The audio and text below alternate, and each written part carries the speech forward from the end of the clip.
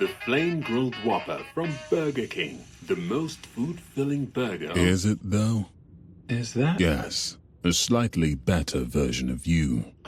I don't understand. Just like the new Whopper that's juicier and tastier than ever before. Same, but hits different. That's my line now. Oh, sorry. Whopper never tasted so good. Order now on the Burger King app. This is the Go Radio Football Show with Burger King. Order the ultimate food satisfaction with the flame grilled bacon double cheeseburger XL. Order your Burger King delivery now. Let's go! 2 days away from the weekend, and we still don't know who is the new manager of Rangers. It's the Go Radio Football Show with Burger King, Paul Cooney, Charlie Mulgrew, and Billy Dodds is with us. Billy, he's wearing, is that a blue suit? Nice light blue. He's got the brogues tie, on. brogues. Is that Tell the audience, he must be colourblind. This is all black. I'm a Kiwi. Yeah. I've put my name in for the job, Paul. Yes. There's plenty of people not get back, so my name's in. I'm in there. Charles Good place to P. start back with Mulgrew, management. he's in there. Billy, has he got more chance than Steven Gerrard? Every chance, yeah. Absolutely. With Gerrard not about, Charlie's always got an opportunity at ex-Kelty. You never know. 10 weeks. They can't check my Kelty CV. That won't go down well. Russell Martin lasted just slightly longer. But listen, it's a serious matter for the Rangers fans. I just can't believe we're now Thursday night. But we understand, Billy, that it's getting closer with Kevin Muscat. That it looks as though he is going to be the new reports the new manager. suggest that. It looks like that. What I'll say though, and I was consistent last week when I was on here, and as much as Rangers fans want it done, I can totally understand why. They have to make sure and take their time to get it absolutely right. That's what I would say. So there's no problem taking it a wee bit longer if they're going to get the right man, and that looks as if what Rangers are doing with naming Stevie Smith will be in the dugout on Saturday. You met the Americans when they were in kicking the tyres at Rangers. You know, they were just checking things out. The deal was almost done then. What did you make of them? Because you reckon they're quite canny. There are other names apparently still in the frame, and I don't mean Danny Rowe. I think he saw that it's not going to be him and he withdrew from the process yesterday, but there's still some names in there. So the report suggests. What I would say is when we met them, they were unassuming guys. You wouldn't think they were multi-billionaires. They were walking around the training ground, just shook their hand a couple of times, said hello. One of the games they came to as well, Aberdeen at home, shook Andrew Kavanagh's hand and wished us all the best. But it was very just informal, just, hi, how you getting on? They had the business head on, looking at what they were going to do with the club. But good people, wanted to do the right thing, try to maybe look at the American side to franchise Rangers and make sure that they're getting match day experience, and that's the way they were wanting to go. Neil McCann is being rumoured to be the assistant, and he'll be in the dugout because if it is Kevin Muscat, he can't come until the end of the season, which for him is the 22nd of November, unless, they're 2 points ahead, there's 4 games to go. Neil McCann, have you spoken to Neil? Can you tell us anything? I've texted him, and Neil was like, he just said that I've not heard a thing, and I'm the same. I've had so many phone calls about this, and I'm like, I have not heard one thing from Rangers. I knew you would ask me this. I've no problem with it, but not heard a thing. So there's reports, there's stories coming out all the time. It's one thing the Americans are really good at. They've kept it quiet. Even the last time, there was names getting suggested. Nobody really knew. Nobody. And they've done it again this time. Now there's ones coming out all the time, and like Steven Gerrard, Rowe, and now Kevin Muscat. But as I said to you last week, all these names tick the box of, I think it'll keep the Rangers fans pretty happy if they were appointed, and that's what I said at the time, and it looks as if they're well down the road. Where's Barry tonight? Yeah, he's got a few days off, because a few people have been asking every night, saying, where is he? What's the story? I know nothing. Honestly, genuinely, he was due to have a few days off this week. Right, okay. I promise you. In the same way that Billy gave us an honest answer. Where is he? Yeah. He's in the country, but he's off for a number of days. Yep, for sure. Somewhere around the estate there in Lanarkshire. By the time he goes round it and checks it all, so I'll take him a while. As you know, Charlie, it's going to be a big day for Stephen Smith, though. It was good young. Yeah, I just wonder what happens if Stevie goes and wins the next 3 games. I'd be really interested to see that. He's somebody I know, same age as me, coming through the youth team at Rangers. I came through at Celtic. And as a young coach, he must be really excited to get this opportunity. Now, I don't think he'll be thinking he's got a massive chance of getting the job, but I'm sure there's a wee bit inside him that thinks, well, let's put my best foot forward, let's give it everything I've got here, because if nothing else, he'll learn in the job, and he'll project his coaching career and prepare his coaching career and show how good a coach he can be. Brian So you Gilmer just in as never well. know. Yeah, Brian Gilmer in as well. Charlie and wee Gilly, I had him at Queen of the South as a player as well. He's a good lad. They know their jobs. They know what to do. They'll enjoy the experience. Stevie speaks well. We had him in a few times talking about a few of the youngsters, and he speaks well, and he knows what he's doing. So it's a fabulous opportunity. Rangers fans, what are you thinking? It looks as though it's going to be Kevin Muscat, but the fact that Rangers have said he'll be in the dugout for Saturday indicates, I doubt if there'll be any news before then, but I don't know. As I say it, Charlie, I just don't know. What do you make of Kevin Muscat then? Obviously he was with Rangers, won a few trophies. Yeah. He was there in 2002, 2003. I remember him as an aggressive midfielder, played for Rangers, kind of put his cell about, fans liked him, if I remember rightly. He followed Ange Postecoglou to 2 or 3 different clubs. I think, if I'm not wrong in saying, it's a similar sort of style of play without seeing too much of them. That's what I've heard. Listen, that's all I know. Be interesting. As Billy says, Rangers have to get this right. I mean, he's been a winner, in Australia, in Japan, the G League, and in China, where he's the reigning champion and could win it again, his Shanghai port. So he knows how to win, regardless of what level and where it's been. To win as a manager and a coach is impressive. So listen, he needs to get this one right. I mean, I don't think there's anybody in the world that could possibly come in that would be unliked as much as Russell Martin is or was. So whoever comes in, I think, is a good time for somebody to get the job and potentially, although Rangers aren't sitting in a great position, the only way is up, you'd imagine. And yeah, they have to get it right. They need to get this one right. The fans demand that this has to be. That's why they are taking their time. I played with Muskie for a year. Yeah, I wouldn't say he's a fullback, and he was hard as nails, Charlie. He was, wasn't he? You see some of the tackles in it. I thought he was a midfielder. No, right defender. back. Was he right back? Peter Grant mentioned him last night and said he was no nonsense. Put it this way, he would struggle in the modern day game with some of his tackling. But really good lad. Honest. Yeah, Muskie was a good player. A bit like Craig Moore. Right. Oz could defend hard as nails, but he could play as well. Muskie was a bit the same. and they're great pals, of course. They are, and good lad, and he has had that managerial career, aggressive style of play. He's done well in his managerial career. He had that wee spell in Belgium, but everywhere else he's been winning trophies and taking that style of play with him. I see a message coming in there. I can't see the name on it, James, but a message flashed up saying, if Neil McCann does take the job alongside him, would Barry feel a little bit betrayed? That just came up there from a Rangers fan. It's just gone away. I don't know his name yet, but I don't think so. Can't answer for them. You need to get him on this show. Sure, yeah. But the thing is, that was then. I know it was recently, but the game has moved on. I think Barry's good like that. He just understands football, and if it did happen, I'm sure he would understand. Yeah, it's Richard actually who sent it. Rangers fan, he's just asking that straight question. But it must be for Barry. He came so close to getting it. It was between him and Russell Martin, and it didn't happen. That happens in football, Charlie, doesn't it? Yeah. Over at Celtic, AJ back in training. Alistair Johnson, I saw him a cheery wave to the camera there. And news, it's speculation, but it's in all the websites that they're going to make a signing in January.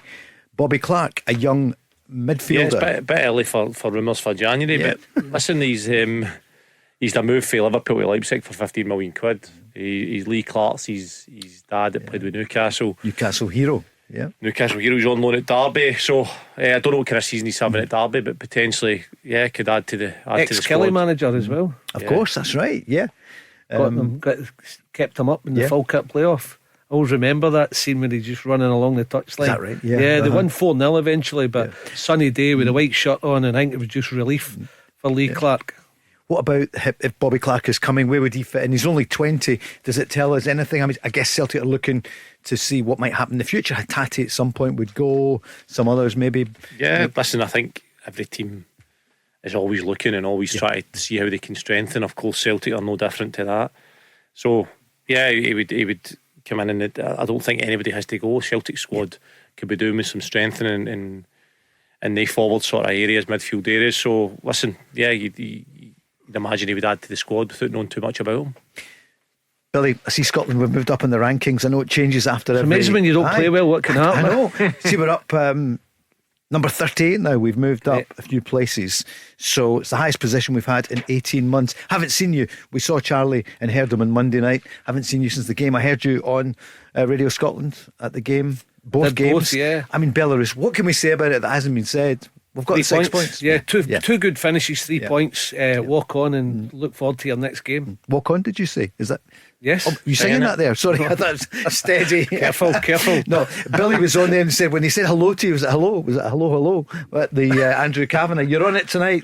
That was Billy. Rangers fan is on immediately. For Scotland, though, what do you think? Are we going to go for it against Greece, or what do we do? I hope we can dissect, analyse, and then be ready to realise we've got ourselves in this situation where 2 good results and a draw and a win, really good chance of doing it, especially if you do it against Denmark and you can win your home game at Hampden. What do you think was up with the games, Billy? What did you think? What did you see? Where do you start, Charlie? It's because he gave us his thoughts on Monday night. So yeah, right. What do you feel? I just thought in the Greece game, I thought they were good, but we didn't know where to go full press or just sit off it a bit and then get closer to them when they get a certain length up the pitch. And then I thought we get caught in between when they were just bumping around us. But somehow when we scored, we found some energy and dug it out. Didn't play well. The Belarus game was lethargic. I thought we'd get a bad performance out the road, and I thought we would really go and have a really good performance, and that's how you go over the bad performance. You go and back up with a good performance. You don't worry about it too much, but when you get 2 on the bounce, I think Stevie Clark, who is usually quite coy, was quite open about how bad his team were, because he knows that they've got to improve. So he'll go and analyse it and get them ready. But I think he's got to realise and make sure the players know that going forward they have a fabulous opportunity. They're nearly there. Can you dig out a win and a draw? The win being against Denmark, and you're automatically qualified. They're in a good position. But he knows they've got to be a whole lot better. It was disappointing performance. You can't get away from that. Charlie? Yeah, no, I agree with what you said. With disconnected between the teams in the press. And I think when we played Belarus, there was a bit of shock there in terms of I didn't expect them maybe to pass it as much and as well, especially with our away leg. They sat in a shape and let us kind of play for the back. And I think we struggle when teams presses to play out because we don't really have I don't think we take up our positions well. I think everybody comes to the ball and we end up nobody between the lines. I spoke about it the other night to affect them so that you can then allow yourself to have overloads to play through them without being too sort of technical on it. I think our positioning isn't great when we play it. So when teams come in presses, I think we struggle. So hopefully it's a blessing in disguise with 2 bad performances, yet you've got the 2 results. So if we go to the next camp, the manager goes, well, there's no doubt about it. This is not right. This is what needs to be better. This is how we press. This is when we sit in a shape. This is when we press, and everybody's clear on that. And then we go to play Denmark. It could just be the perfect storm in terms of timing. And listen, I'm being hopeful and going first of all beat Greece and then beat Denmark at home. We've got to look at the positive. We've got to give ourselves a great chance. Right. But when you look back, especially the Greece game, you have to move as a team. And Charlie being a centre half, I've seen it so many times where when the 2 strikers were jumping onto their 2 centre halves, that means he's an extra midfielder. So they had 2 actually where they were bumping it through and we couldn't get near them. But what your centre halves have to do as well is squeeze, but also look to squeeze and sometimes pick up the number 10. And they didn't against Greece. This is an argument I've been involved in my whole career, and you will as well, where the strikers are always telling us to get up, centre halves. Midfields are telling us to get up, and we're telling them to come off the game because we're not ready to press. There's too much time on the ball, and it's this old argument: what came first, the chicken or the egg? Who presses and who comes up, or who comes up and then who presses? And it's all about keeping the bottom line is the team need to be connected, and the units between the units, defence, midfield, and attack, it needs to be the similar distances, and we need to know when to press. I think Scotland's plan was. When they press for the front, one goes on to the centre back, shows them down one side, and McTominay sit on the 6. But I think McTominay was jumping, and 2 would go. The 2 of them ran. That was exactly it, Charlie. 2 of them jumped on the centre halves, And that usually you'll go, as you say, jump, force them one way, and then when they go one way, the McTominay might jump to the full-back, and then the striker comes into the other centre midfielder. But when they took themselves out of the game, but there was also a lot of occasions I had a really good gig, because sometimes you're talking and you don't take things in. I just had to summarise at half time. Were you in the studio? No, I was at the you were game. there, right. But I just had to speak at half time. I could watch it so closely, and I was like, I counted, it was about 15 times where the two of them jumped. But then I also saw the centre half dragging, you sit and protect me in front of me, and I've seen it so many times. I had a wee problem in the cup final when we played Celtic with big Danny Devine, and I wanted them to be brave and go man for man when the 10 went high, and Celtic were high for 45 minutes because they've pinned us back. And I'm saying, you have got to pick somebody up, Danny. And I said to him at half time, you can't play spare, not when it's like this. But centre halves, if the midfielder will do it, they're more than happy to go along with it. Yeah, we will. What came first, chicken or the egg? Charlie's played both of them, so he's been dragged in as a midfielder, but you've also played centre half. I understand it completely. The defence I would put up for the centre half is, you've got one chance to get that wrong, and it's a chance in your goal. Strikers like McTominay and Che Adams, they can go 15 times with the wrong press, and we'll cover it up because they still got 2 units to beat. The minute we jump and it gets played through the gap, you're like, oh no. So that's the defence I will make. But I do understand, if you're a high pressing team and that's what you decide to do, your centre half needs to go in there and be brave. It's just about getting the timing right and the units all doing it in cohesion. Because the 10 doesn't always stay central. This is a problem. Sometimes you'll go to the left hand side. I know we're talking tactics, but he'll go left, he'll go right. And it's when you communicate with your other centre half, you can go now, but you've got to move as a line so your space gets shorter, and then you can jump and you can go on the number 10. But see if the space is big and you move, there's a channel there for strikers to get into, and that's what you've got to watch. And centre halves hate doing it, but it kills the team if they are pressing his line, the space is short, the 10's in your side, and you don't jump, you're dragging your wee midfielder to pick him up. That can kill the team as well. Any more gems from you two? We'll have to charge for this. It's like one of these courses at large. I've seen it so many times. I've seen good. it so many times, and I used to turn round at Aberdeen. Big John Ingalls did it as well, and he was a flying machine. Big. He was called Zeus at the time. He's big Adonis, good looking guy, and a bit like Charlie. And Big John used to drag midfielders, and I'm like, going to just do your own job. You can run like the wind, step in there, just do it at the right time, we'll be fine. But they like to drag you. My whole career, I can just picture arguing with midfielders and strikers about this exact scenario. See, we don't realise it just watching games. So the chat. You've got a split second, Charlie, haven't you? Do it. And they just always think you're trying to. You don't want to get exposed, and you don't. Of course, there's a bit of that, but you know that your mistake causes a goal and or a chancing goal. And I remember playing Belgium, and just me and Snoddy must have argued for 60 minutes, screaming at each other half time, screaming at each other on the pitch. Would you get up? Would you stop pressing? Would you? And the twos were just at it the whole game. But I can completely see it for two points of view, and that's what I think good managers and good coaches get the team. They get 11 minds thinking as one rather than as individuals. Ready for some calls? Yep. You love getting phone calls. 0808 17 700. Michael is first up. Good evening, Michael. Good evening, Paul. Couldn't remember your name there. Thank you, don't worry. On you go. Charlie, All right, Michael. Hi, Michael. Can I ask? Cheers, John. What do you think of this? What do you think about this, by the way? I think, when England play in every qualifier, have you not realised that they get the same teams like Armenia, Latvia, like Azerbaijan or Armenia? They certainly do. They do seem to get. Aye, so it's partly because I'm sure it's not a fix, but they do get an easy. We did say a few nights ago. Are they seeded though? Because they're pot one. Pot one, so they're likely to get a few. That level of team, it's levels. But you're right, they haven't even lost a goal on the way and they're through already. But I know what you mean, Michael. We did talk about it a few nights ago, but we haven't won the World Cup. I know they won it 50 odd years ago, but what else is in your mind? What was I didn't mention the year. Because they were just whoopie-doo. I seen these guys put England are through to the qualified for the World Cup. Whoopie-doo. They should be, because the quality guys have got in their team. Do you know what I mean? Some great players, sure. I know. Serbia, come on. What are you thinking about? Where do you want to go? Celtic? What are you feeling? It's about things that, you know. What's your thoughts? I still think that the fans should still do the protesting with regards to the board. The board didn't change, Paul. And for what they've done, and I was reading about one of Neil Lennon today. That's right, Neil Lennon saying lay off Dermot Desmond and Peter Lawwell. Look what they've done for the club, and just get out and support the team. But the thing is, okay, they've done that, right, Paul and Charlie and Billy. But at the end of the day, they haven't done it. So and look what's happened. Getting beat by a pub team, Cagliari Almaty.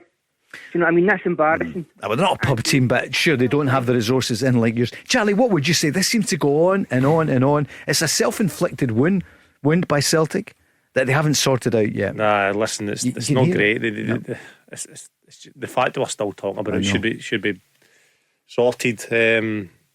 I believe the fans and the board had some sort of meeting as well. Yeah. Don't know what the kind of outcome of that was. You were hoping that would sort it. It didn't. So, listen, let's just move on. Did you see Dermot Desmond up at the golf? Yeah, I saw him. Yeah. I saw him. Did you get a chance for a chat? No.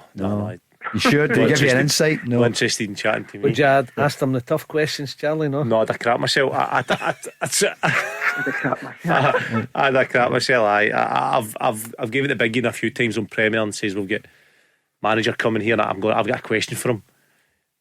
Yeah. And he's coming out to a bottle it. And later on I'm thinking, stop it, get the questions asked. Get the questions in. I suppose that's where I can get better. Yeah. Michael, how would you feel if Celtic had a really good January transfer window? Do you think they're under pressure to have a good window? And how would you feel if they nailed it? Would you give them a bit of slack? That's where I'm getting.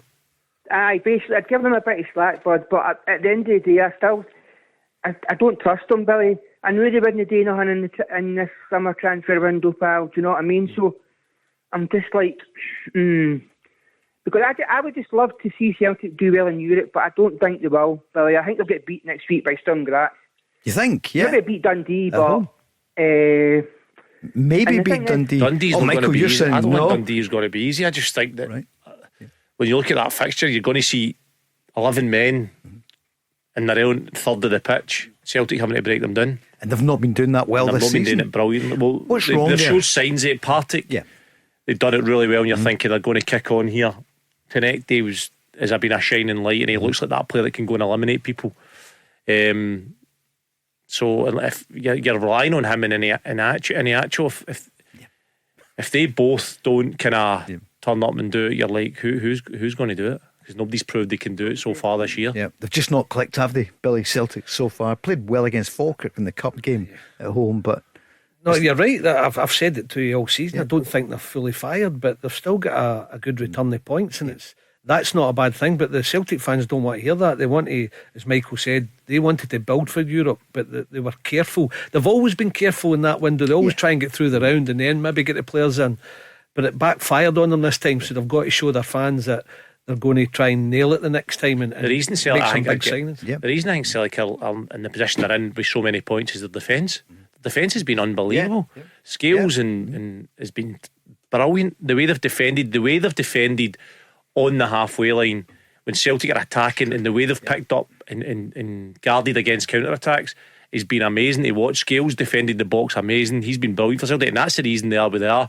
The final third stuff, although they scored 3 in the last game, has to be better. And I'm sure, listen, I'm not saying anything that Brendan Rodgers and the staff don't know. I mean, he's admitted it himself. That's what needs to get better, and they're trying to find a solution. So you're hoping that kicks on. But I just look at Dundee and think, if they don't score in the first 20 minutes there, I don't know. That's not going to be easy. Going to go through all the games shortly. Rangers fans, what are you thinking? The word is that they're getting closer with Kevin Muscat and his people. Neil McCann in the dugout, and maybe until he can come here. I'm just checking to see what's coming in there. There's no final word, but it's still going on. Stephen Smith, though, is in the dugout for this game on Saturday. This is the Go Radio Football Show with Burger King. Bring home the ultimate food satisfaction with a Gourmet King's Barbecue Steakhouse Angus. Order now on the Burger King app. Let's go! Here's Paddy is on saying, hi guys, what do you think of Tounekti, and could he play down the right and allow Maeda to go down the left with Iheanacho in the middle? Billy Dodds? You know what, I've said that to you before about like you take your main man who's got all those goals. It's a gamble that you shift him rather than Tounekti maybe trying him on the right.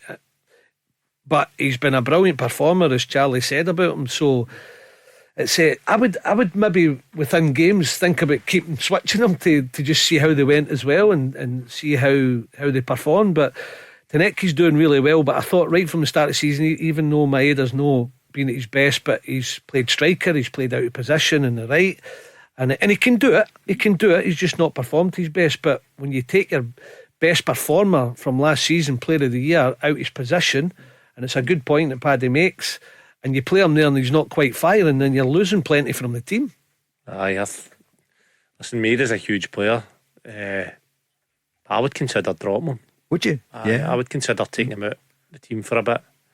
He never played well against Motherwell, but he scored though. He's still contributing, and that's the fear you've got. I know. I would think about it, just because I think he's obviously got a lot of mental challenges in terms of, I thought he had his move, cleared his locker. He's not kind of been at it, although he did score against Motherwell. I'd potentially take him out and give him that wee breather and just let him deal with that, and then bring him in maybe on 60 minutes and have that energy, the impact sub. Maybe he's a striker off the left, you've got then choices, but depending on who's doing well and how the game's going. Like if Tounekti's not doing well on the left, I think deserves to start on the left, then you can always fire him at the right, see how he gets on, bring Maeda on the left. Who do you play up front then? Obviously I'd play Iheanacho, I'd play Tounekti, and I would play Forrest. Yeah, I'd bring Forrest in. Not Yang or... Yeah, I think Forrest has stepped up in big moments. Definitely Dundee last year, he stepped up and scored a goal and really turned fortunes about it after a bad spell last year. So I think Forrest can come in and do a job there. Peter Grant was similar in the same with Charlie when they were having their last European game. He thought Forrest would be in the team, and he never started. And maybe he should have. Listen, you've got good players there. What about Balaquisha? He's also his left side quiet as well. Yeah. That's the problem, because the window that Brendan Rodgers wanted to make them better for Europe, you could see he had his eye on it. We're going over old ground again. But when they did make their signings and show the fans that we're going to make them, it was a couple of left wingers, and then you've got Maeda as well on the left wing. So you end up with three left wingers, and then that's why Maeda's getting shifted about. So they've caused a wee problem for themselves, especially with their top performer last year, and Balaquisha has been quiet as well, so that doesn't help. So they need to just show a bit of patience and try and get them all going. But where they fit them in the team, who knows? I've seen nothing for Balaquisha. Do you think that he should maybe start or impact the team? I know people need time. He had that one assist, didn't he, in the last game? So that's the first thing that's been seen. But remember Nicholas Coon, I'm just trying to put a case for him, and he at the beginning looked really poor. He looked off it. But Balaquisha, I agree, so far you've seen next to nothing. But I understand, because I've been there myself, in terms of settling at a club like Celtic.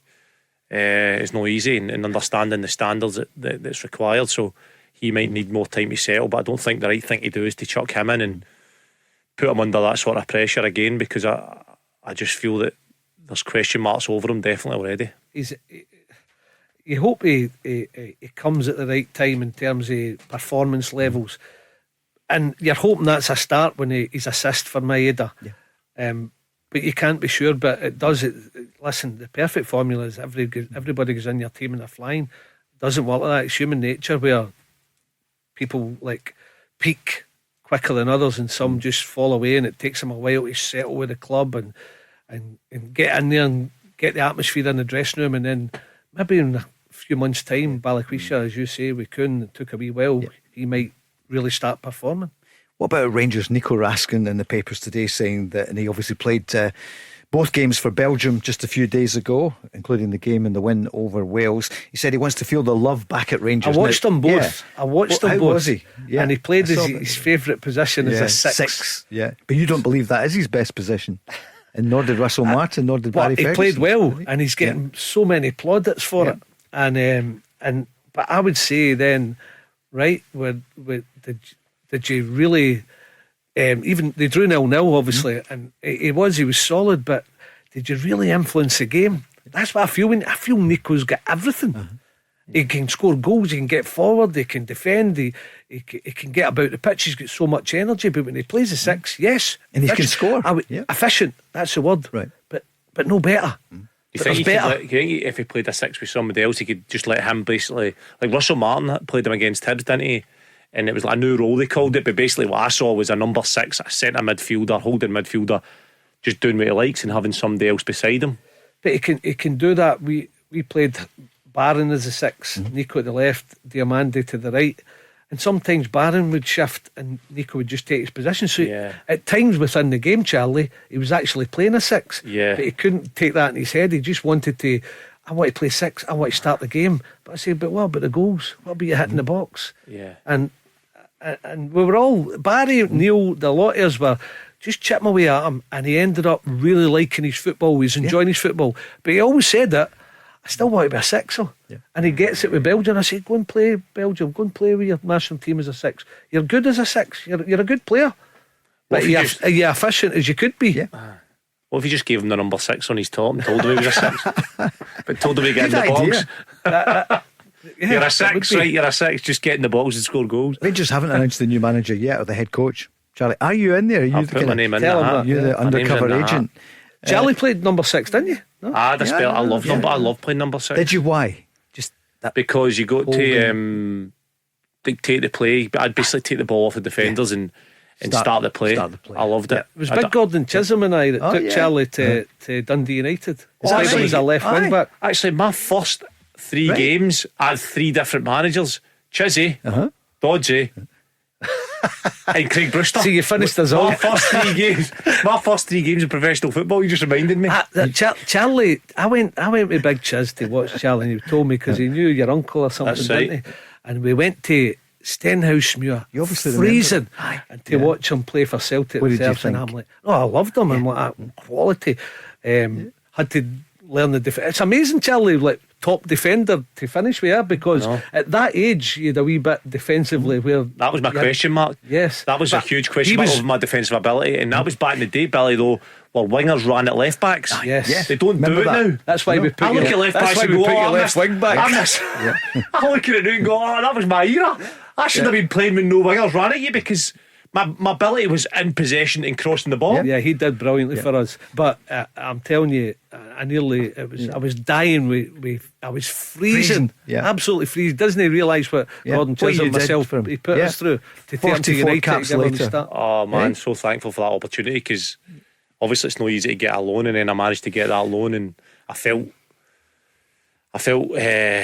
confident that obviously it was managed well by you and Chizzy, and you gave me that confidence to go and play. And my first game against Aberdeen, I just kept getting up the left hand side and delivering balls in the box. What age were you then? I was 19.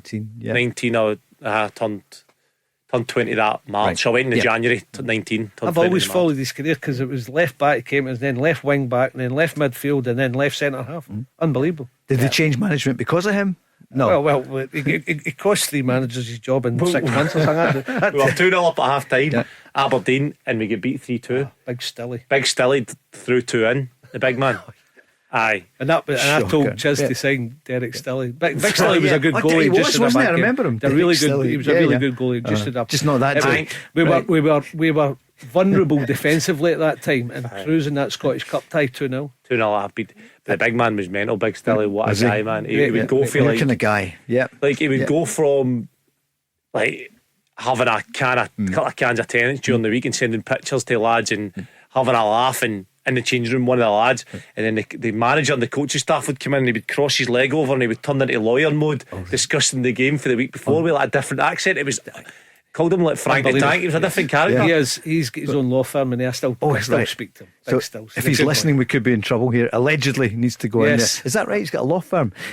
Alex is on 0808 17 17 700 saying, Billy, what would your team be? What was your Rangers team? You're going to the game, aren't you? Great Rangers Dundee question. United. Oh, wow. What would you do? Now you've got time. We'll do it after the break. But if you could, because the Rangers fans, I think in general, I'm looking at some of the messages coming in. They're up for Kevin Muscat. They think he's got the right kind of attitude. He's been there before.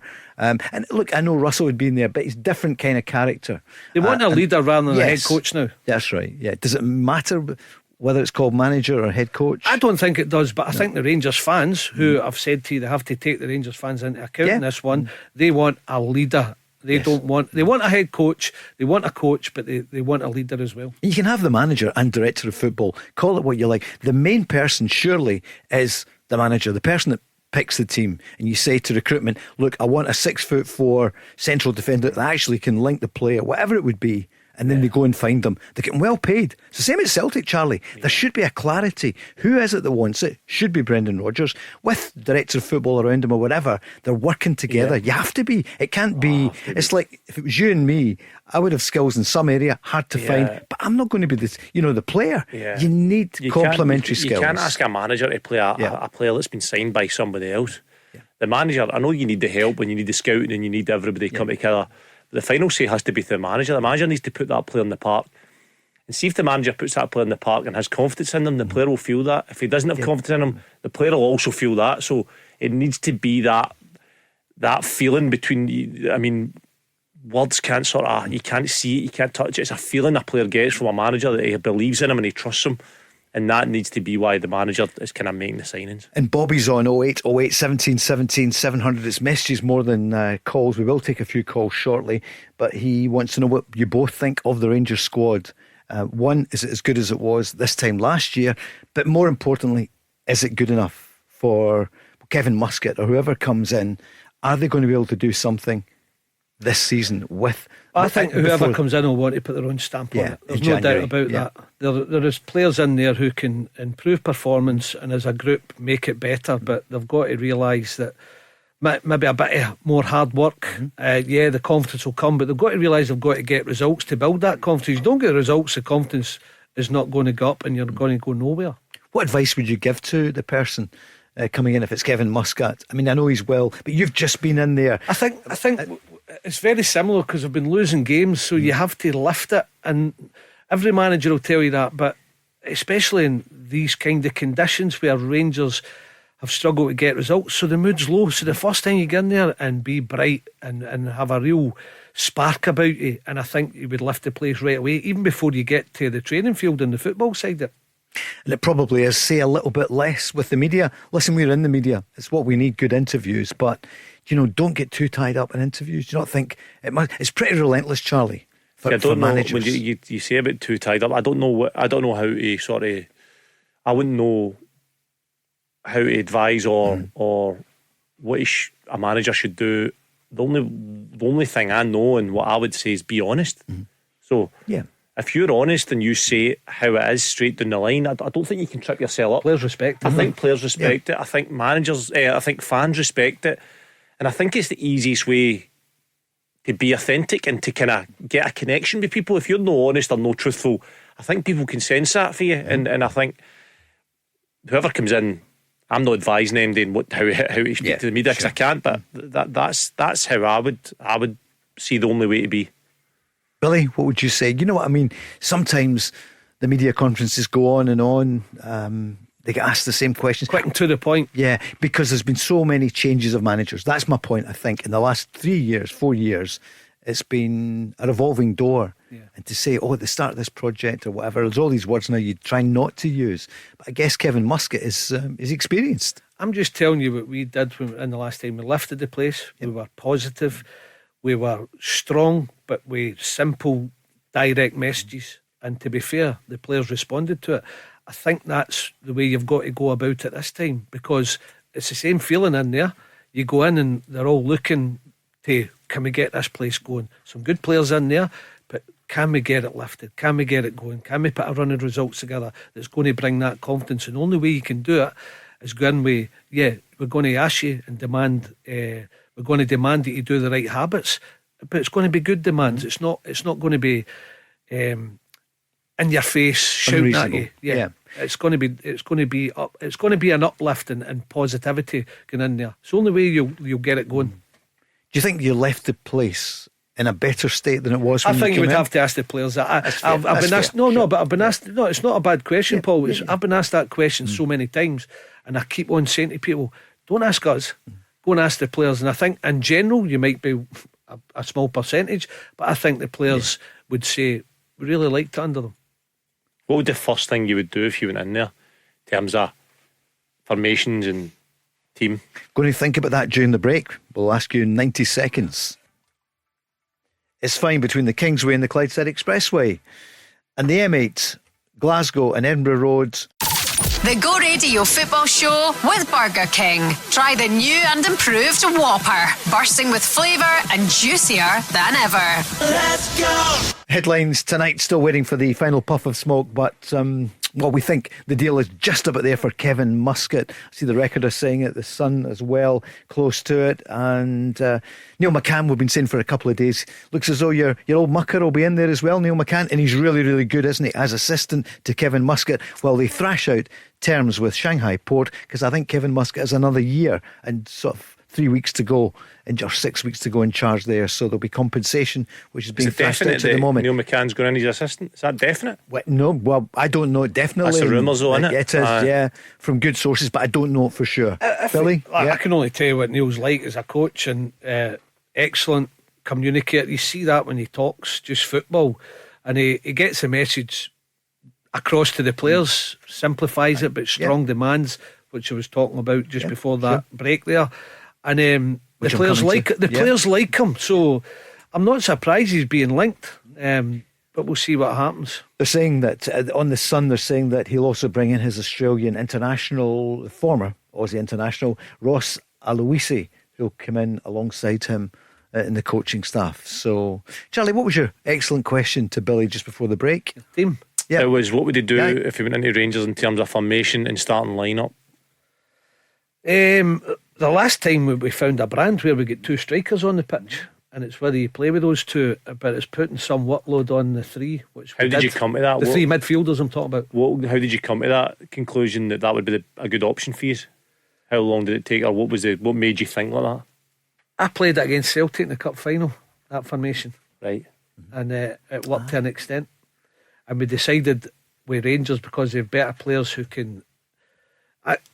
My Inverness team get pinned back, but Rangers are better players when you get more of the ball that will give you a better threat with the two and the one in behind, and that's what we did. And it worked, and we were scoring a lot of goals, and we were quite aggressive. But was that the game at Celtic Park? You pressed with your wing backs up to Celtic's full backs? No, we played five in that one. We played a back five, but we let when the ball came down Celtic's right, we let Yilmaz go after it early.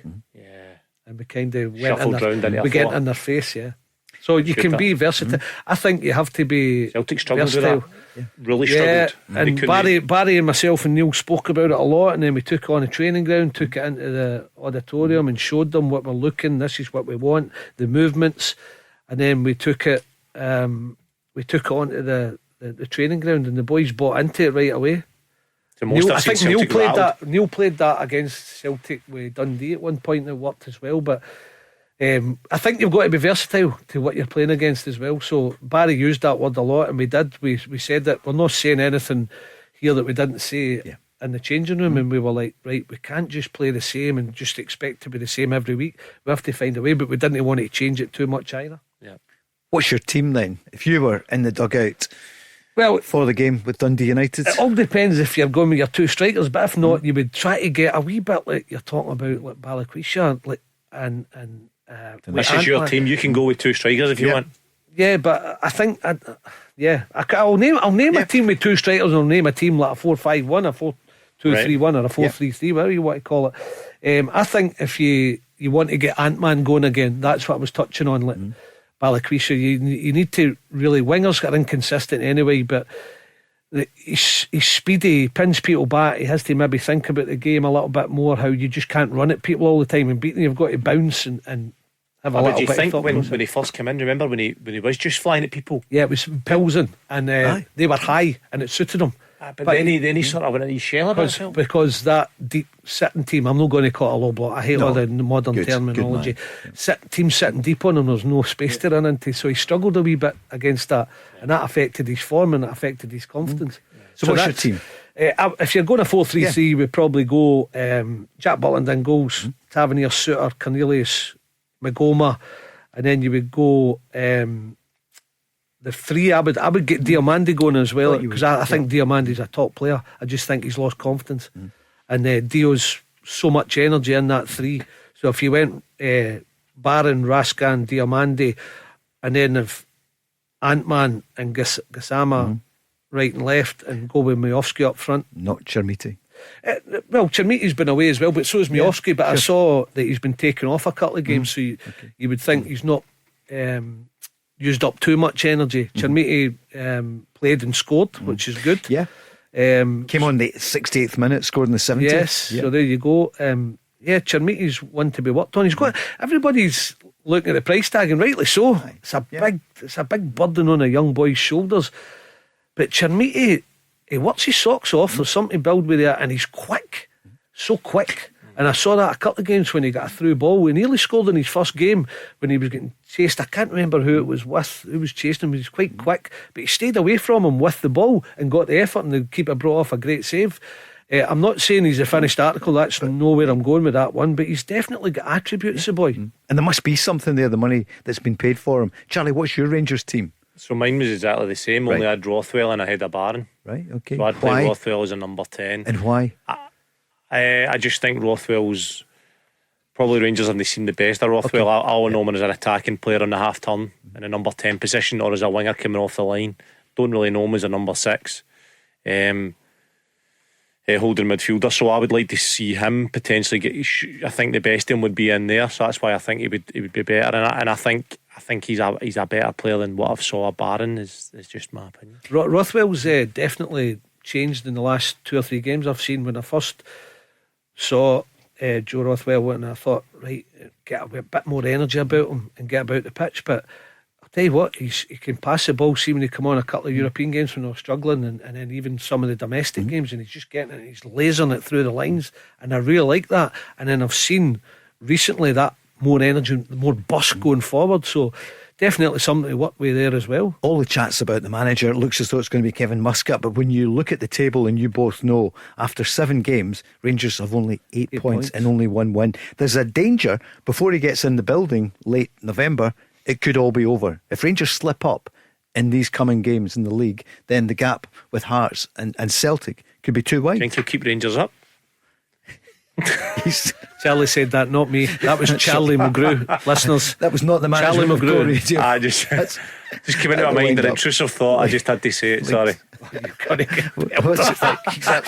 There's plenty coming your way after that quote. Phone the Charlie Mulgrew line 0808. We'll get a new one for him. 17 700. He's having a laugh, isn't he, on the way to no. No, on that point, we're going to have the news, and then we're going to be back. We'll get your Celtic team for the game as well. And there's some brilliant games at the weekend. Kelly against Hearts, Motherwell Falkirk, St Mirren Aberdeen, Hibs Livy, and also Rangers Dundee United. Then Sunday, Dundee Celtic. The Go Radio Football Show with Burger King. Try the new and improved Whopper, bursting with flavour and juicier than ever. Let's go! The Flame Grilled Whopper from Burger King. The most food-filling burger. Is it though? Is that? Yes. A slightly better version of you. I don't understand. Just like the new Whopper that's juicier and tastier than ever before. Same, but hits different. That's my line now. Oh, sorry. Whopper never tasted so good. Order now on the Burger King app. Dodds, Charlie Mulgrew and Paul Cooney with the Go Radio Football Show with Burger King. It was a great Whopper Wednesday yesterday, Billy. You like that? A Whopper on a Wednesday from Burger King? You don't get this size without liking that. You're looking pretty good, actually. You've been. Feel good. Are you back doing playing the sevens? No, it's Charlie and I were playing a few months back, but we've both not played since. But when you're my age, you put on a wee bit more weight than what Charlie does. Which of my age? But we loved it. I mean, it's a good competitive when we were playing them. It was big Mark Guido's on the show. He sets it up, and it's good standard as well. But not every time you can make it. But loads of walking, Paul. Great training for Charlie. Did you know, he wouldn't mention it, he's too modest. He scored at Feyenoord last weekend. Did you see it? I did, but I didn't want to mention it. You don't want to mention it? Go on, give him a... Despite his comment there. I don't know how to take it, but they totally let me free in the box. They had no belief that I would get an end it. I surprised myself, to be fair. Had they watched your videos? They must have. Who was picking you up? Because they did. They just let you walk. Zero respect, Billy. They just felt like leave him, let him go, and then they're like, "What? He's actually headed that." So, I flicked off the fringe and went in. Brownie centre half, brilliant. Wish you'd done that. Was it Dundee United, mate? Still been in a job. Yeah. How good is it? The domestic football's back. Listen, we know we got 6 points out of 6, and that's what the record books will show. And then in a few weeks' time, we're back into it, Charlie. But this weekend, where are you going? What's your game? And then we'll kick off this. I'm going to Kilmarnock Hearts. Wow. In Premier. Arguably, arguably it is match of the weekend. I mean, I know from the Rangers' point of view, everyone wants to know what's happening there. Celtic, they're going to go back and top at Dundee, but that is some game, isn't it? I reckon Kilmarnock get a result.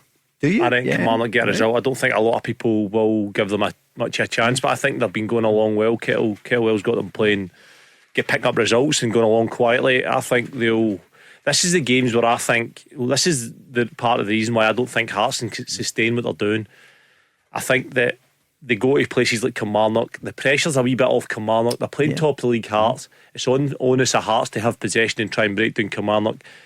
And I just think Kilmarnock will score on the break and surprise Hearts. I don't think teams like Celtic and Rangers find it hard enough to go to these places when they're flying and they're playing well against a low block or a team that's sitting. The likes of Hearts, their players won't be used to that sort of. The onus is on them to go and take the game to Kilmarnock, and I think this is where they'll struggle, and I think Kilmarnock will get a result. But listen, I'll write down a result now, and I'll be held to accountable for it. Okay. I'll come back to you on Derek the actual McInnes going back to his old club but as that's well. exactly, I was going to show you that picture. There he is, going back to Killie. What kind of reception is he going to get? I'd love to think he would get. I think you should get a really good reception. It's not always the case when you go back as like a kind of enemy and you're top of the league and they want you beaten, but I think with the job that Dale did there and got them back into the Premier League, absolutely, stabilised them, had them sitting pretty when he left. I mean, top six a year before, weren't they? I think the Kilmarnock fans have got, absolutely. Yeah. The Kilmarnock fans have got to realise that. Give him a quick clap and then get on his back. Exactly. But it's a tough one because I've watched the last 2 games with Kilmarnock, and they have been, I would say the word sensational in terms of sensational. I watched them against Dundee United and I thought they were great. And they scored 2 great goals, and then they were solid at the back as well, and they carried that on to the next game, and they're getting into this game in the back of 2-0 wins, playing and creating chances, but really looking solid at the back. So Charlie's right, it's a toughie for Hearts going there top of the league. What do you think the scoreline's going to be? I've got a 1-1. Have you? Yeah. 1-0 Kilmarnock I've gone. Right. I watched Hearts versus Hibs a few weeks ago before international break, and then it was kind of cagey, a great game. The weather wasn't great. 2 of them battled well, defended really well. The 3 centre backs for Hibs and the 2 for Hearts were very good. I just think Kilmarnock will do enough to kind of keep a clean sheet, with the onus not being on them to be too creative and too expansive, and I think they'll cause Hearts problems on the break. And for Hearts, it's absolutely massive. Derek McInnes got the manager of the month 2 months, and he did speak about the Rangers game, his job, rather, that he's really happy at Hearts. I keep thinking for him, of course, but look, he's a human being. He was brought up a Rangers fan. He played for Rangers. He had the chance before when he was at Aberdeen, and I can understand why. Could you understand why? The lure's always there. The question was always going to be asked, but he handled it ever so well in the position he's in. He's got to keep his focus on Hearts just now with the start he's had there. Everyone's flying. He's going to get backed again. The investment's going to be there probably in January, certainly next summer. They're in a good place, and the added spice is going back to his old club. It's a really good game, Charlie. It's a cracker. I'm looking forward to it. That'll be a good one. I wonder if Dell's maybe get one eye on the Scotland job if Steve Clarke leaves shortly. I mean, people say that, don't they? I don't think Steve Clarke should leave. I just think maybe if he does decide, or if that's what happens, then Dell McInnes is probably the first name that's going to be on the list, isn't he? Rangers getting relegated, Scotland manager sacked. What's happening? What's next? What's your next exclusive? I don't want him sacked. I think he's done a great job. I don't want to clear. Don't back out now, Charlie. No, Steve Clarke's been brilliant for this country, and I said it all night. I said I think he's been really good, and I think we sometimes take it for granted a wee bit. This, and do you think Steve so? Clarke, I think he's done really well. I mean, look at the two tournaments. People argue it's a wee bit easier with the Nations League and all that stuff, but you can take nothing away for him and what he's done in terms of putting teams in the pitch, getting results, qualifying for tournaments, something that we were crying out for. And right now we're in a great position to potentially get in the playoffs or qualify for the World Cup. So no, Steve Clarke's done well. I've definitely get Rangers to battle in relegation. He's standing by that one. Do you think Kelty would take him back? Would take Charlie back? That's the next exclusive. He's sacked from Go Radio as well. The 49ers will be on with a lawsuit flashing the dollars. I mean, we wouldn't cave, but how much would it take? Going back to Steve Clarke, yes. I don't think. I think individually, yes, now and again you judge performances, but his remit is to get to tournaments. He's done that. Disappointing in the last Euros, but if he gets us to a World Cup, you can only say it's a brilliant job. 3 tournaments, we were crying out for tournaments for years, and now we get there and we're still not happy. I think you've got to take a collective thing rather than go individual. Yes, there have been poor performances like the 2, but we get 6 points out of them. But I think he's judged on how many tournaments did you get us to. Will you be there next summer, do you think?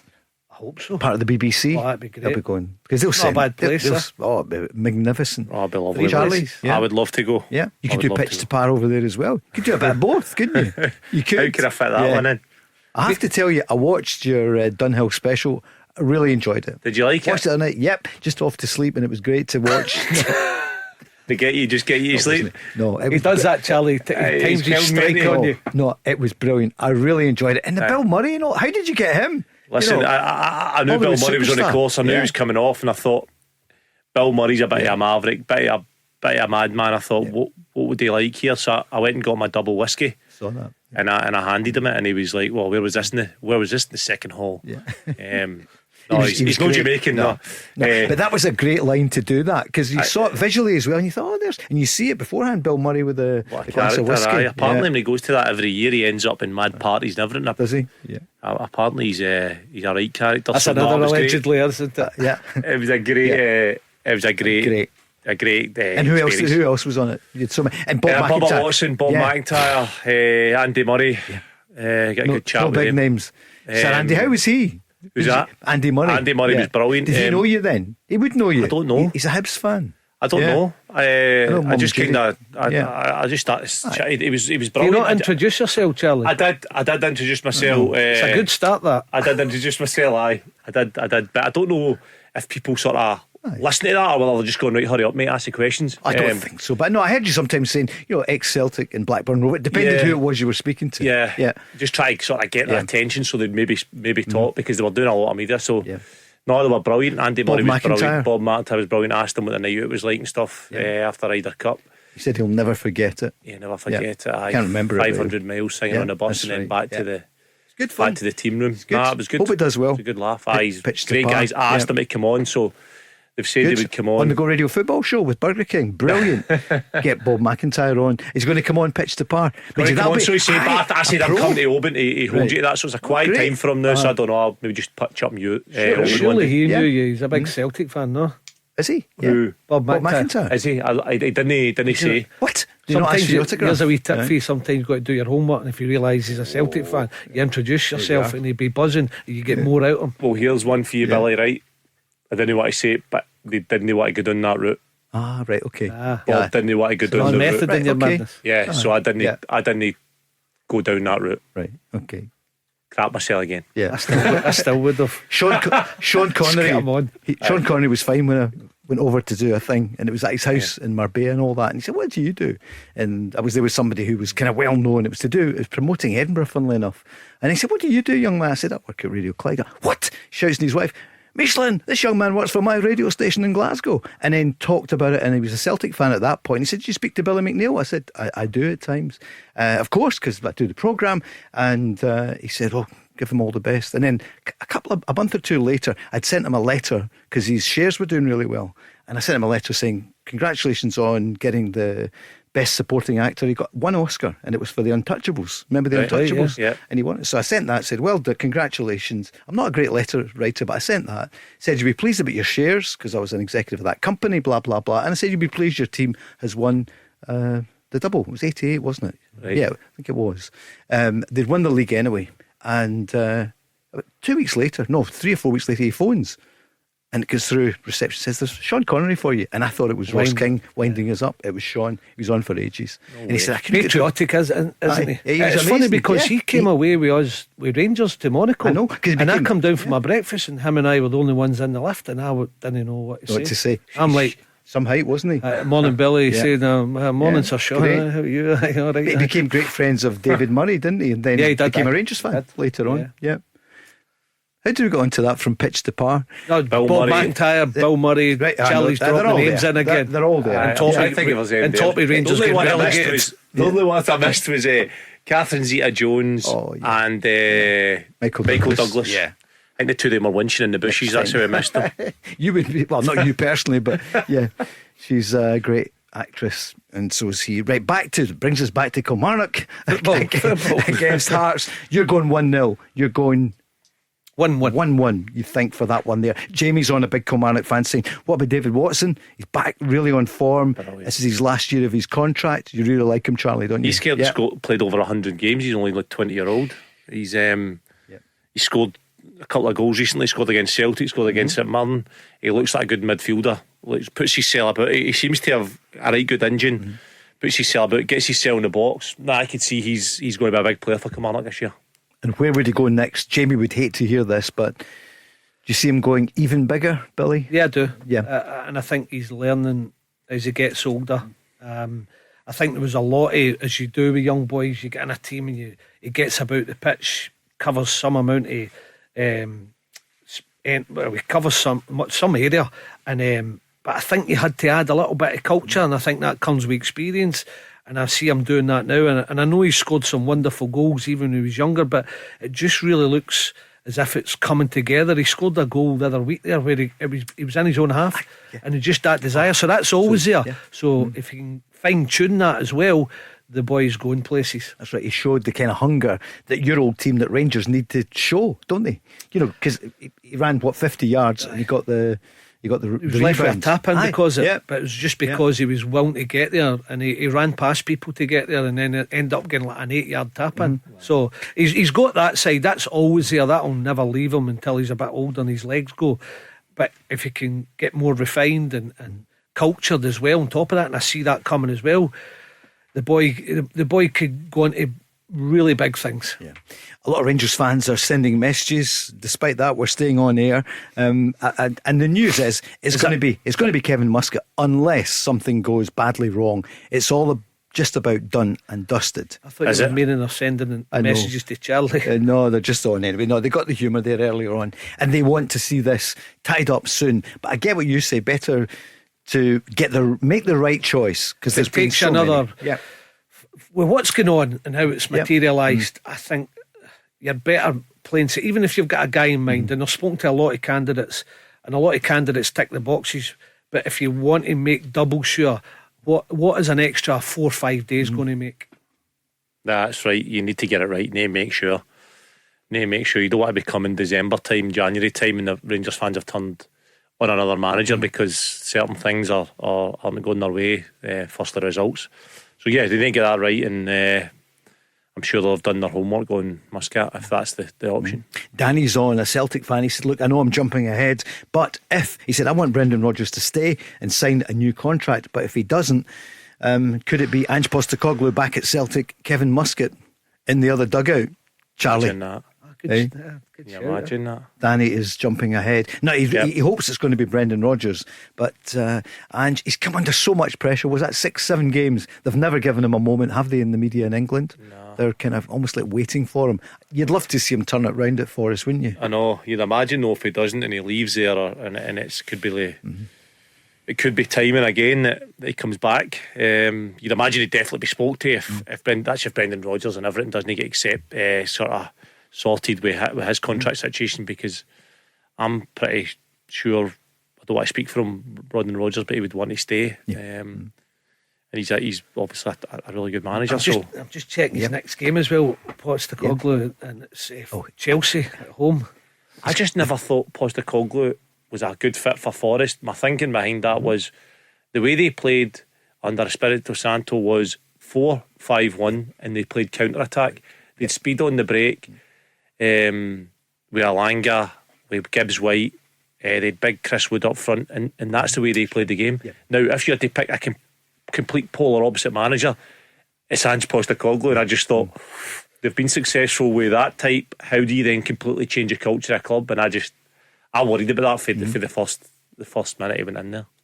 Especially when they go attacking and aggressive, and he's asking probably boys who were like nice and solid within that back four to suddenly go and squeeze the game, and then full backs a bit higher, maybe even inverted. I've not watched Forrest a lot, but then they're getting done going in behind, and your two centre halves are thinking, what's happening here? We were nice and solid. I've not seen enough of them, but I just know we're playing against Angie's team in the cup final. I know the questions he asks you, and it's non-stop, but when you always felt if it was better teams playing a game, so you could get them going the other way and play that counter-attack, and that's what's happened, and he needs a result. He needs it soon. You would think there'd be a strong connection though with the owner, Marinakis, and the Greek connection. You know, Ange, as we know, is a Greek Australian. Yeah, connections are fine, but results ultimately are going to. He's ruthless as well, though, because there's talk of him changing, and he lets things leak, let's just say, and then it usually happens once they're leaked. Have you signed up yet for Pitch to Par? Billy's on asking.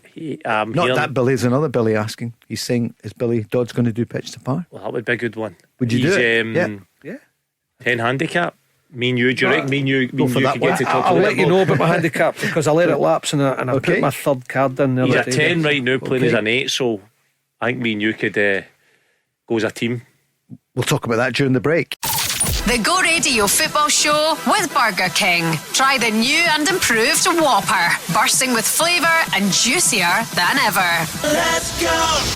Tomorrow night, Andy Walker will be here. He'll be in the hot seat along with Billy Dodds, back on Rangers Watch, and also Peter Grant. So that'll be feisty, won't it? With you two, with Andy. It's heavily weighed to one side, I would say that. Andy, of course, used to present Scott Sport, remember? Yeah, he did. When you were away at that point. So that'll be tomorrow night. Charlie, you're getting ready for Killie up against Hearts. Billy getting ready for Rangers Dundee United. There's been no change in the last few moments. We'll let you know if it is confirmed, but we've been saying, well, actually consistently for a couple of days after the Stephen Gerrard thing. I know that came up yesterday, Billy. Suddenly the bookies, again, there were short odds. But it was fake news, which these days online you have to watch, don't you? You're not sure whether what you're reading, what you're hearing is absolutely true. It was fake news, came out yesterday. This weekend, where else are we going to go? What about St Mirren Aberdeen? Looking at you, Charlie, first of all, as a former Aberdeen player, but I know Billy is as well. That's a good game, isn't it? Yeah. It is. Can't see past St Mirren. Right. Aberdeen obviously no great start to the season at all. St Mirren know exactly who they are, what they do, how they play, and I think they'll win that 2-0. The only thing I would, Charlie's right. You know what they are. They've been so consistent, but they're coming out a 2-0 defeat to Kilmarnock, and they didn't play their best. And Aberdeen, who have had a horrendous start to the season, suddenly won 4-0. So that one closes up a wee bit. And Aberdeen, if I remember correctly, I might be wrong, have got a decent. They've got they're good at Paisley. Good record. Away record at the New Love Street. The Smizer. I was trying to think of the name of the stadium. I know. What do you call it, Charlie? I would be tempted to call it Love Street. Love Street, it's funny. The New Love Street. But the Smizer. They've got a decent record there, and it's going to be tough. I wouldn't be surprised if that one ended up a draw either. You know that. St Mirren have got 9 points after the 7 games, -1 goal difference. Aberdeen still bottom, but they've got 4 points after that one win. They're -5. So what's your scoreline, did you say, Billy? for that one? I know it's consistent, but I'd still say 1-1 again. Going for the 1-1, it's allowed. 2-0 St Mirren. 2-0 for St Mirren. And Stephen Robinson's name came up so often. When I say so often, a fair bit for the Rangers job. I don't know if he was in contention, but would he have done a good job? I know it's if spots and maybes, Charlie, but I think his energy would have been infectious. I mean, it would have been interesting to see how he coaches a team that probably have a lot of possession and emphasis to attack a lot of the time. It would be, I don't know if he's ever managed a team like that. He did Motherwell, St Mirren, he's been down south as well. I think he was at Morecambe, he was at. That's right. And that didn't go well. So I don't know how he would but the only way to find out is by having that chance. But he's definitely got the energy and the infectiousness that would feed onto the players. And I've heard them saying before that he plays a style in which suits the team he has. So it would be interesting to see what he did do with Rangers. Thought a few days ago, Billy, is there a scenario where Stephen Robinson goes to Hearts, Derek McInnes goes to Rangers? That's not happening, but you could see that could have been a chess move. But you can understand why you think it. Yeah. I mean, it'll not be just you that's thinking things like that, because both of them have done well. I think Stevie Robinson, although he's just signed a new contract there, but I think he deserves a shot at a bigger team. And I'm like Charlie, where he's shown so much consistency as a manager. He deserves a shot, and I'm sure he will if he keeps it going and St Mirren keep improving and they finish top 6 again. Somebody will come calling at some point. Yep. Lee's on, a Rangers fan, on the socials at Go Football Show, saying, Billy, why has Barry's name not been in the conversation? Barry Ferguson. Well, we don't know the answer. It was last week, because we talked about the ones, because I said that it's got to be, you don't go with what the fans want, but sometimes you've got to take them into consideration. That's where I was last week, because they couldn't name somebody and the fans go, oh no, they had to. And Barry was definitely ticking that box. We said Muscat was, we said McInnes was, not so much. We said Gerrard. We said Stephen Gerrard was as well. I remember you said there could be a lot to be overcome before Stephen Gerrard would be signed. And Rowe is a really good manager. I'm not having a pop at Rowe. I just thought, I'm thinking what the fans would think if he got announced, and I don't think they'd have been particularly happy, which would have put him under pressure the same way as it did with Russell Martin, and it's not nice. But I don't know Danny Rowe. I don't know what he's like as a manager. I've heard he's really good. So that's not having a pot. It's just where Rangers are at the moment more than anything, Paul. I think the Rangers fans, you can't listen to every single thing they say, and they can't, the tail can't wag the dog. But I think in this scenario you need to obviously take into consideration what they want, because obviously fans are a huge part of a club, and you need them. We saw it with Russell Martin, how bad it can go if the fans don't get behind and nobody's united. For a start, this manager needs everybody united. That's the first thing he needs. So the fans need to sort of have a wee bit of opinion, and the board have to listen to the fans a wee bit this time, I'd say. Yeah, everything that Charlie said. And the way Rangers want to do it, with being in there again, was when the American owners come in, they were wanting to look at the match day experience. They were wanting to franchise it. They were wanting to make money. What did they make of it? They must. I'm sure they would say, "Hey, we could do so much more." Because American football, I think they were. I didn't hear the detail of it, but I knew they were, and that's the way I think there could be so much done more than a match day. But you have to be playing well and winning games, and then sell out your stadium, and then you can make your money in the match day. Lee is also asking, what about the Kevin Thelwell situation? Do you think, I know we don't know, did that affect the Stephen Gerrard position? Because he wanted to be the overall head honcho. We're guessing. What would your guess be? What's your hunch? I don't know, because there was talk of tax implications as well. Yeah. Again, I mean, I'm talking about something I really haven't got a clue about. I couldn't say that definitely that Stephen Gerrard didn't go to Rangers because of Kevin Thelwell. I don't think that would be the case. I don't think that would be the case. It'd be interesting to know why he didn't go on. I'd love to know what he. I think the financial implications were huge. And did he want to come, or did he look at it? Did he come? There were talks that he was at, sounding out maybe. And when he looked at the squad, he thought, I don't think I can do enough with this. You think squad. About, where's Stephen Gerrard's next job going? Where would he be then? next to go into. Stockham going to Wrexham now, isn't there? There's yeah. a wee talk Right. of that. Where obviously Doing the Hollywood kind of thing. Yeah. yeah, can he fits the bill? But I think Rangers have done this properly, where they've talked to loads, and Gerrard probably was one of them. Yep. The reason why he didn't know, only he could tell you that. But they've done their due diligence. They had to go around and talk to 4 or 5 different managers and then decide what one, and that takes time, and that's how it's playing out. I would love to know what Thelwell's role is exactly. Like that role is it sporting director? Yeah, I don't understand, I don't understand what that is and what that does. What don't you understand? What do they do? What's their job title? What is it they actually do? Do they make the signings? Do they organise behind this? What is it they do that a manager can't do? Is what I don't know. Maybe there's a simple answer to that. I just don't understand. I just don't. I've never worked with a sporting director. I mean, Tottenham have got 2 of them now, haven't they? Directors of football or whatever, just been appointed today. They can do so much. They can, they can be the go between you and the board. They can get into the recruitment side. There's loads a sporting director can do. You've got to make sure that you're in alignment with them though, and you're working together, because that's when you'll get success when you do that. And the two you can work together. It's when the fallouts come that the problems arise. Charlie, I think it's a great question. That's why I asked you if you don't know, because people do wonder about. See if you get the right candidate, a Brendan Rodgers, Walter Smith, a Martin O'Neill. I'm trying to think in the more modern era up here. Alec Ferguson at Man United. They're the people in charge, right? Yeah. And then go and get me the kind of players we want. I think it can take pressure. It can take a weight off you, your workload. Definitely. Yeah. And only if you have real trust there and you're getting on well, and the final say is probably still yours, but you go and find with them. How good is that? Yeah. Remember the days? I told you to start this programme. I'm sitting at Stenhousemuir watching That's Charlie. Right. You're freezing.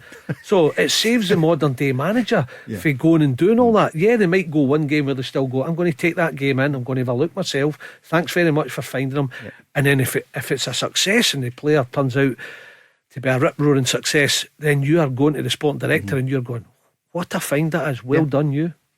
Celtic in the first season when Brendan Rodgers came back, which Charlie you thought was a great move, 2 years ago when he came back, you'd agree, and everyone went, wow.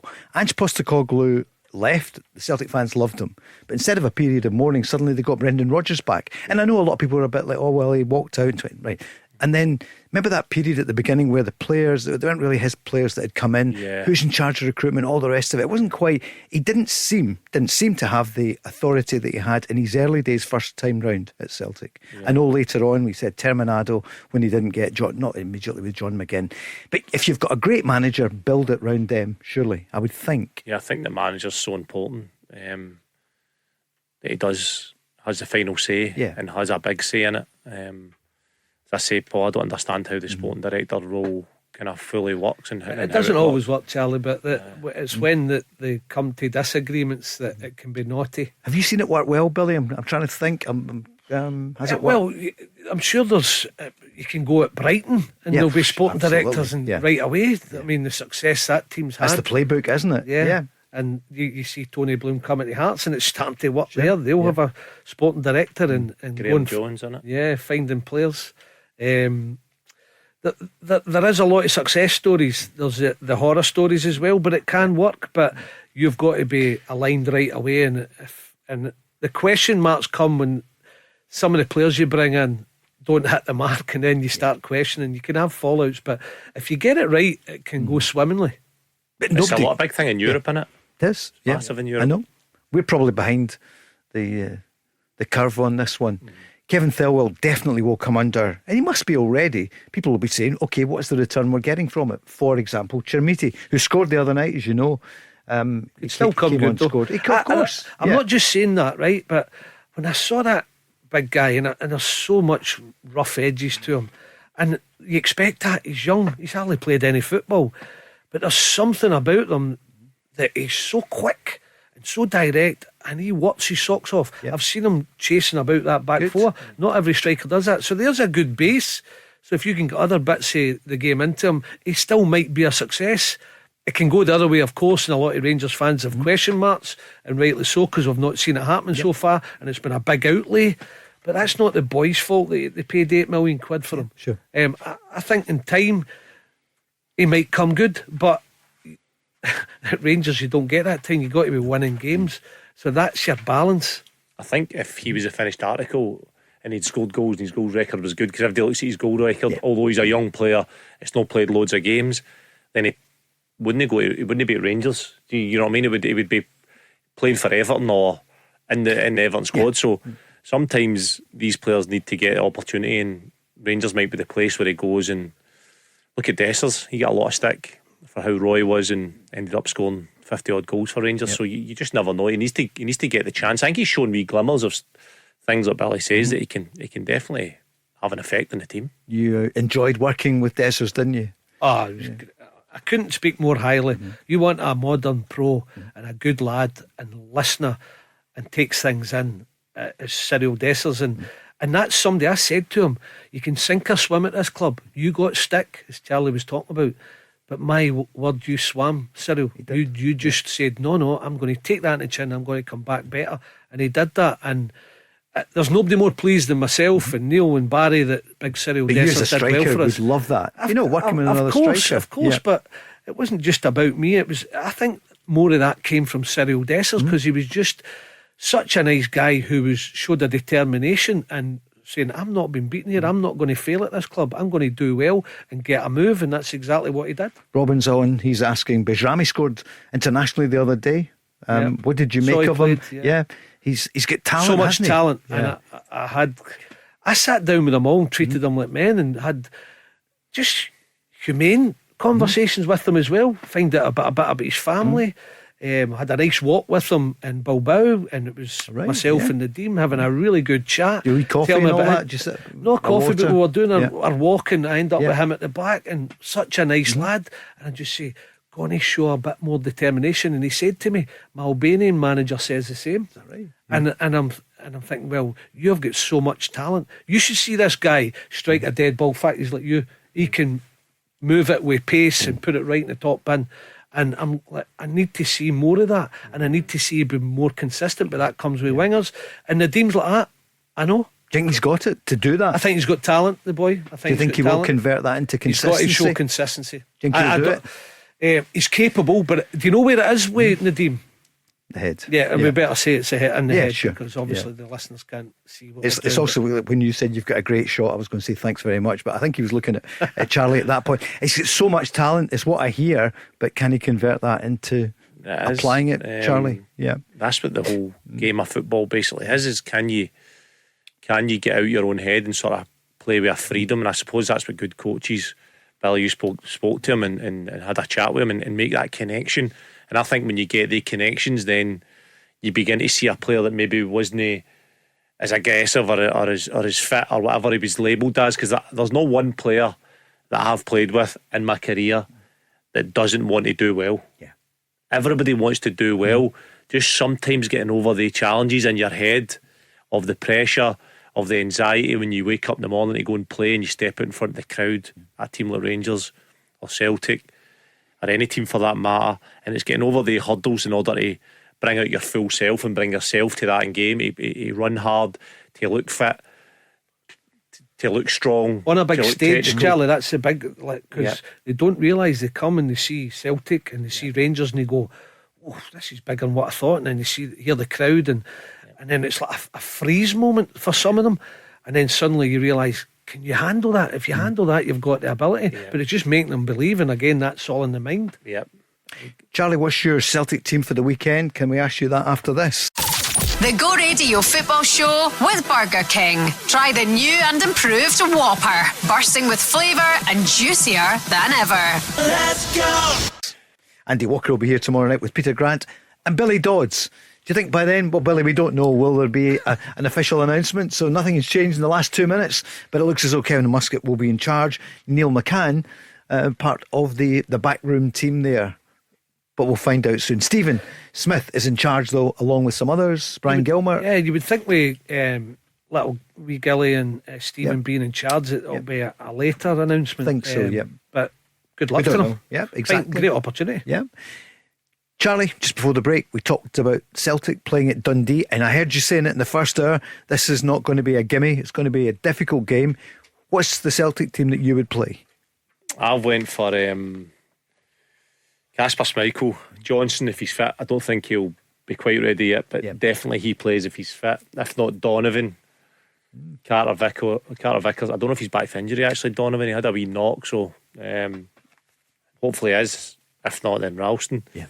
Carter Vickers, Scales, Kieran Tierney, Callum McGregor, Hatate, Nygren, and I'd play Forrest on the right, and Iacho and Tounekti on the left. Right, give me that front three again. Sorry, Forrest on the right, Forrest, and Iacho up top, and Tounekti on the left. And Tounekti. I would give Maeda a rest. I'd give Maeda a rest and let him sort of be an impact sub for a while.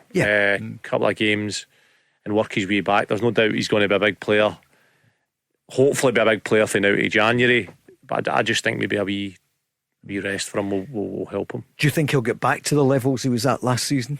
I think he seems to, I don't know him personally, but he seems to be the guy that you wouldn't sort of worry about attitude wise. So I think he will get back to the levels. He just maybe needs a wee rest, and he needs to understand that if he wants a move, and he's a bit disappointed about not getting a move to wherever, financially or whatever he was benefiting there, or career wise, whatever that is, he needs to get back playing for Celtic and doing it for Celtic to make his career easier in terms of getting that move or making his life easier at Celtic. But listen, it's hard. It's hard when that comes in. You empty your locker, you've been told you're gone, and then you're still here. Do you think they made a mistake in a way? And this wouldn't be popular, and I know Ida went in the last day or thereabouts, but see, with hindsight, with Iheanacho coming in the next day, that they could have sold Maeda, let him go, because Tounekti does well down the left and Maeda's now out of position.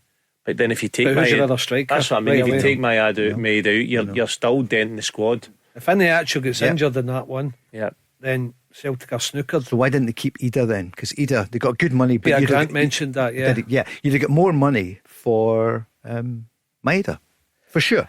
And they still might though.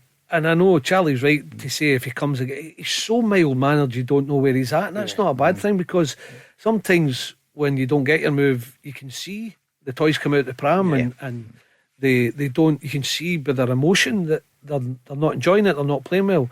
With Maeda, you wouldn't know, because he just goes about his business, and even when he's struggling, he doesn't show it, and then he gets an important goal, and that Motherwell goal might just get him fired. Exactly. If Brendan Rodgers was sitting and he got offered Maeda to leave for how much was it, 20 million? That's what they say. You say 20, or you can lose Ida for 7. What's your choice? I think I would have definitely says let Ida go. Would you? Of course. But even though I know as a manager, I get, because you don't. It's not the money that affects you. You want the best player. So I would just say let Ida go. We'll cut our losses with him, and we've still got Maeda, because he can play in the wing and he can play striker. But psychologically, by that time you're not knowing what effect it's going to have on him, because he's cleared his locker, and you back yourself in order to get your arm around him and say come on, which I still think can happen. It just needs to have that conversation with him. Is putting him back in the left maybe a thing that will help him as well, because we're just judging him playing him so far this season. I've seen him playing striker, and then he's now out in the right, and he's got the winner. At some point will he go back to where he favours, because there's no doubt he fancies it, but there's another 2 come in now who favour that position as well, and it's cost him a wee bit of a problem. I don't know, because I thought for a spell he favoured striker last year. I thought when Kyogo went, he stepped up to the mantle, and he was doing well there. I think he liked to say that as well, didn't he? That, he scored in the World Cup as a striker for Japan. I just think, listen, he still needs to be a player that adds to the squad 100%. He can still be a huge player for Celtic. There's no doubt about it. I just think he maybe needs that wee break out the team. He can then come back into it. But you can't do without him. What's your Celtic team? Have you had a chance to look to see what would you disagree with Charlie? Just disagree with him. Would you play Ralston rather than Donovan? I was thinking about Hatate and Nygren. I don't know, would McCowan look like he could? I've said to Paul before about McCowan must feel so unlucky not to be in the team, especially for the first game of the season when they're struggling against St Mirren. He comes on and gets a winner, and then he's hardly had a look in since. So don't get me wrong, the midfield at Celtic is fierce for competition, and it's hard to get in there, but you can see him not losing interest. That's not the right word. You can see McCowan, the body going, I'm not playing again today, but he'll always give his best when he comes on. He's been so unlucky to find himself out the team. Sure has, Up front, Iheanacho, I see he's been speaking about Brendan Rodgers and the relationship he had with him before, and he feels he's going to do really well. He's had a decent start, hasn't he? He has, and I still don't feel as if he's fully fit either. I think there's more to come. Couple of penalties, yes, couple of goals, but he's returned so far for being brought in for Ida, and him scoring the amount of goals that he scored just to keep it ticking along is really good. And a lot of players don't start well when we come to the Old Firm. We've spoken about it, but Ida is often Iheanacho is often running, and he looks as if he's enjoying his football. We're on Dundee Celtic then. So Dundee, one of your old teams. Don't think you ever played at Celtic, did you? I'm just checking there. No, Billy, what's your scoreline? What do you think's going to happen? That's the Sky game at 12 on Sunday. Dundee will make it tough for them. They're off the back of a thumping at Aberdeen 4-0, so they're suffering with confidence. I still see Celtic winning this game. It might take them a wee bit of patience. I can see them getting a breakthrough maybe late on in the first half, and then adding another goal second half. Something like a 2-0 wouldn't surprise me, Paul. Dundee have missed Simon Murray through injury. I think if he's back that's as well, helped, but he's a great player, isn't he? Is he a great player? But it's like talking about Maeda a little bit, where you take that out of your team, and that's what's happened with Celtic when he played him as a striker, and he got a lot of his goals off left. I know he got a few as a striker, and then you're playing him in the right now. You're gambling, and it's hard to replace. That's my point. We had it with Liam Boyce at Ross County, where he was the top goal scorer in Scottish football, and suddenly he's gone, and you're thinking, how do you replace that? That's what Dundee are suffering with Simon Murray just now. Charlie? 1-0. 1-0. I've got 1-0. 1-0. Wow. Yeah. I just think the longer the game goes, the more Dundee will grow, and confidence in their game plan will definitely be, you'd imagine he's sitting the edge of their box or sitting the final third and defend it. And I think the longer the game goes, they'll believe, and I reckon Celtic will get a goal, eventually break them down. And we'll ask you about that on Monday, because that would take Celtic back to the top of the table if the result that you predict is a win for Kilmarnock. Yep. We'll come to the Rangers in just a moment or two. Motherwell Falkirk, Charlie, who do you fancy? That's going to be a right good footballing match. Yeah, that's going to be good. That's going to be really good to watch for the goals. Spectators. I think there'll be goals. Both will concede goals. There'll be both teams playing out for the back, sort of short goal kicks. That's going to be interesting. That'll be a good game to see. 5-5. I'm going to go 2 each. Yeah, you're going for the draw. Billy, what do you reckon? 3-2 Motherwell. 3-2 for the Well. Hibs Livy. Billy, looking at you first. Hibs are ticking along okay. Could do with a win, couldn't they? Yeah. A lot of draws. Livingston are tough, and doing well. And for long spells, I watched the game against Dundee United coming in the BBC studio, and I thought, they're looking really good. United got it going second half. It wouldn't surprise me if it's pretty much the same. I still see probably Hibs being at home.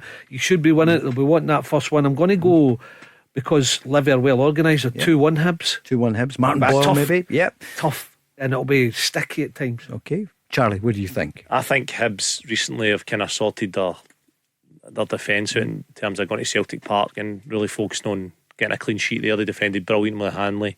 They then conceded a last minute against Hearts, but they defended really well, Hanley again.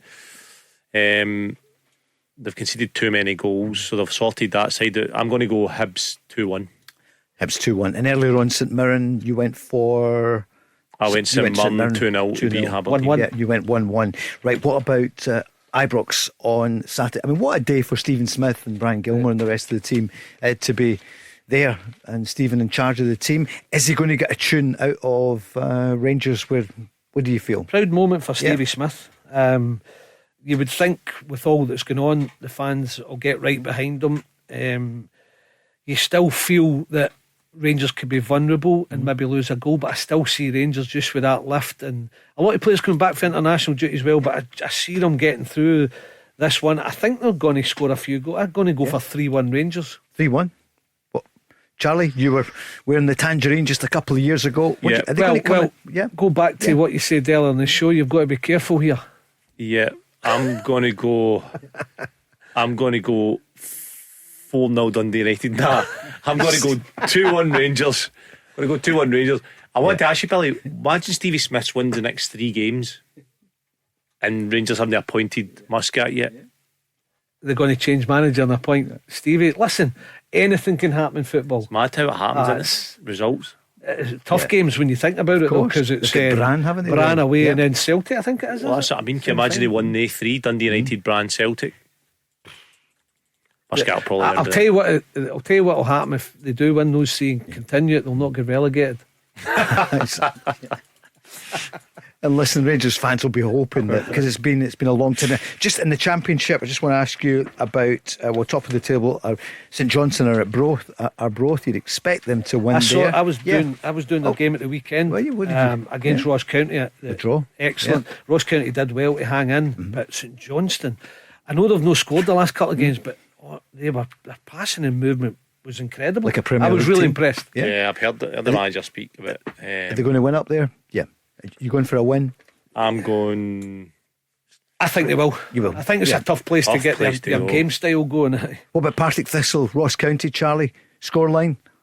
We're in the last 90 seconds. Versus Mark Wilson. Neither of them playing. But I'm go going, for it. One each. One each. What about Ayr against Morton, a West of Scotland derby? Ayr are on a good run, but Morton are doing well. A lot of draws for Morton and losing a last minute equaliser last week will be a sickener to them, but they're capable. A 2-1 Ayr, I'm going to go. You two know your stuff. And Dunfermline against Wraith Rovers, the Fife derby. Charlie, who do you reckon? Lenny needs a result, doesn't he? Doesn't Barry he? Robson lost 2-0 last week to Brunei. Lost the last two, I think, Wraith. Yeah. Because Ross County beat them 2-0 as well the week before. So what do you think? 0-0. 0-0. 1-1. 1-1 you go on that one. Looks as though St Johnstone will probably come up, but Partick Thistle still in there. It could be anybody's title. So what a week coming up, isn't it? We'll find out exactly what's happening at Rangers. Then we've got European football, what we've not mentioned. Celtic have got Sturm Graz, Rangers have got Brann, and then we've still got a week or two before the Cup semi-final. Hearts Celtic's a big one coming up, Charlie. That's next weekend. Big game. Some game, isn't it? I'm looking forward to that. A lot of people looking forward to that. That'll be a big game. I think the top two. Billy, who would have believed this in the summer when after the game at Hibs, which I looked at it again, you should have won that one, a goal was chalked off. Then you find out the next day. I know, the next day you find out, Barry gets a phone call, you've not got the job, it goes to Russell Martin. Your old club needs stability and they need to start winning. They do, and it's a great opportunity for Stevie Smith to do that Saturday and get them back on the road. I think the fans will back him and I think they'll get a positive performance. Thanks so much, Billy. You're back tomorrow night. Charlie, we'll see you on Monday night with Barry Ferguson. Thanks everyone. Thanks James, everyone who was on, and we're here tomorrow night at 5. The Go Radio Football Show with Burger King. Try the new and improved Whopper, bursting with flavour and juicier than ever. Let's go! The Flame Grilled Whopper from Burger King. The most food-filling burger. Is it though? Is that? Yes. A slightly better version of you. I don't understand. Just like the new Whopper that's juicier and tastier than ever before. Same, it hits different. That's my line now. Oh, sorry. Whopper never tasted so good. Order now on the Burger King app.